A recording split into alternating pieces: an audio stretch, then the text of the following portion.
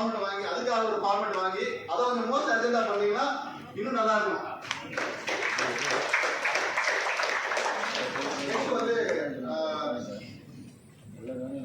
Next வந்து survey course போறது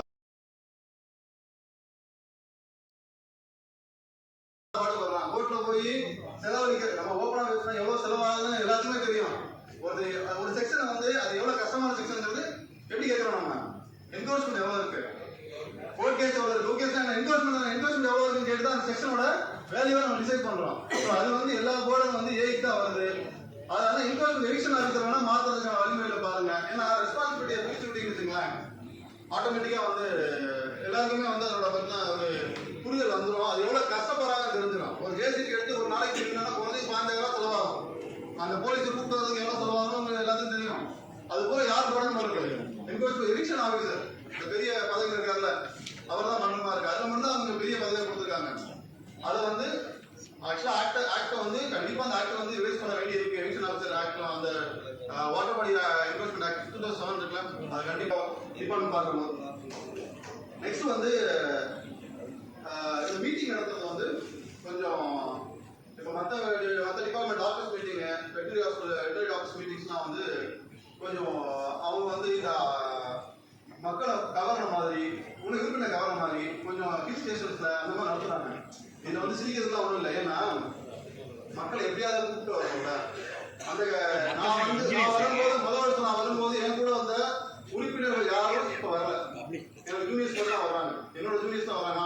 நான் டிபார்ட்மெண்ட் தங்கி 10 வருஷம் ஆச்சு. அவங்க யாரும் வரல. ஏன்னா அவங்களாம் ஒண்ணு அவங்களோட தேவைகள் முடிஞ்சிருச்சு.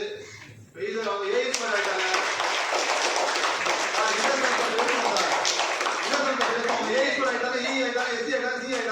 அவங்களுக்கான தேவைகள் இந்த சபையில குறைவு. தேவைகளோட உண்மையாவே அவங்களோட குறைபாடுகளை சொல்றதுக்கு அவங்க வந்து அவங்களுக்கு குறைகள் அதிகமா இல்லைன்னு நினைக்கிறேன். ஏன்னா அவங்க வரல. 8/2/2026 தமிழ்நாடு அரசின் பொதுப்பணிகளின் உயர்நிலைத்துறையை சார்ந்த உதவி பொறியாளர் சங்கம் மற்றும் பொறியாளர் சங்கத்தினுடைய மாநில பொதுக்குழு கூட்டம் சிறப்பாக நடைபெற்று வருகிறது. இந்த கூட்டத்தில் தமிழ்நாட்டிலிருந்து அனைத்து கிளைகளிலிருந்து ஒரு 500க்கும் மேற்பட்ட பொறியாளர்கள் கலந்து கொண்டு அவங்களுடைய கலந்து அந்த கூட்டத்தை சிறப்பிச்சிருக்காங்க. இந்த கூட்டத்தோட முக்கியமான கோரிக்கை எங்களோடது என்னன்னா, 7வது ஊதியக்குழு ஊதியம் வந்து பொறியாளர்களுக்கு இன்று வரை அமல்படுத்தப்படாமல் இருக்கிறது தான். 6வது ஊதியக்குழு ஊதியத்தை வந்து கலைஞர் ஆட்சியில் தந்த போதும் இந்த ஆட்சிக்கு அமையம் இருக்கும்போது நாங்கள் அது எங்களுக்கு குறைக்கப்பட்ட போது இந்த ஊதியத்தை நாங்கள் மீண்டும் நிலைநிறுத்தி தருவோம்னு கடந்த தேர்தலில் இவங்க வாக்குறுதி அளித்ததும் அது இன்னவரை நிறைவேற்றப்படாமல் இருக்கிறது வலியுறுத்தி தான் இந்த கூட்டத்தில் பல்வேறு தீர்மானங்கள் நிறைவேற்றியிருக்கோம். நாங்கள் இந்த கோரிக்கையை வலியுறுத்தி நாங்கள் லீகலாக டிபெண்ட் பண்ணி போகும்போது கோர்ட்டில் எங்களுக்கு உரிய தீர்ப்பு வழங்கப்பட்ட போதும் நீதித்துறை வந்து கொஞ்சமும் செவி சாய்க்காமல் அந்த பழைய தடை செய்யப்பட்ட ஆணையை திரும்பவும் அமல்படுத்துறதுனால எங்கள் பொறியாளர்கள் வந்து மாதந்தோறும் வாங்கிட்டு இருக்கிற ஊதியத்தில் 20,000 இழப்பீடு செய்யவும் இந்த தீர்ப்புக்கு மாறா நிதித்துறை செயல்படுறதுனால வாங்கிட்டு இருக்கிற ஊதியத்திலே மேலும் ஒரு 10,000 இழக்கிற சூழலில் இருக்கிறாங்க. கிட்டத்தட்ட ஒரு 30,000க்கு மேலே ஒரு பொறியாளருக்கு இழப்பு இருக்கிற மாதிரி இருக்குது. இந்த கோரிக்கையை கடந்த 4 ஆண்டு காலமாக நாங்களும் ஆட்சி அமைப்பு கிட்ட பல்வேறு வகையில் வலியுறுத்தியும் கூட இந்த நிதித்துறை என்ற அதிகார அமைப்பு அதை செயல்படுத்த விடாமல் பொறியாளர்கள் மீது ஒரு ப்ரொஃபஷனல் அன்டச்சபிலிட்டியவே கடைபிடிச்சிக்கிட்டு இருக்காங்க. இந்த கோரிக்கையை வலியுறுத்தி பலவிதமான போராட்டங்களை நாங்கள் முன்னெடுத்த போதும் அதற்கு செவிசாய்க்கவே இல்லை இந்த நிதித்துறை.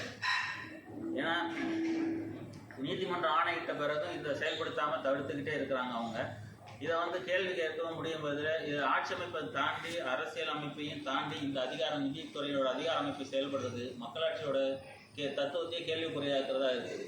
நீதிமன்றம் தான் மக்களாட்சி தத்துவத்தோட ஒரு பெரிய பாதுகாவலன்னு சொல்கிறோம். அந்த பாதுகாவலன் எங்களுக்கு வழங்கிய ஆணையை கூட இவங்க மறுத்து செயல்படுத்த மாட்டேன்னாங்கன்னா நீதித்துறை வந்து நீதித்துறையவே கேள்வி கேட்குற அளவுக்கு இருக்குது.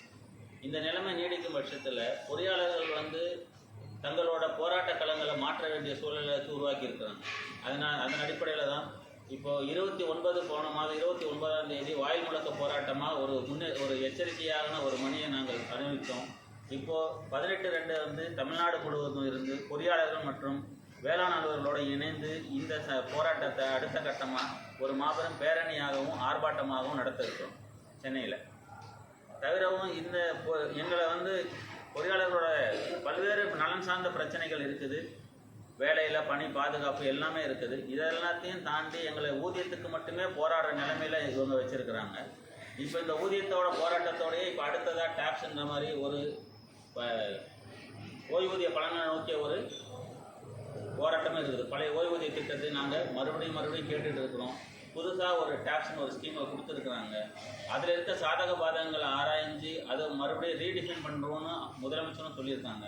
தவிரவும் அதற்கு பதிலாக இவங்க ஒரு புது கமிட்டியை ஆராய்ச்சி இதெல்லாம் செய்கிறதுக்கு பதிலாக பழைய ஓய்வூதிய திட்டத்தையே நிரூபிச்சிட்டாங்கன்னா பொறியாளர்கள் உட்பட வேளாண் அனைத்து அரசு துறை அலுவலர்களும் ஒரு மகிழ்ச்சிக்குரியதாக இருக்கும். அவங்க வாழ்வில் இவங்க சொன்ன விடியல் செய்கின்றது நிகழ்ந்ததாக இருக்கும்.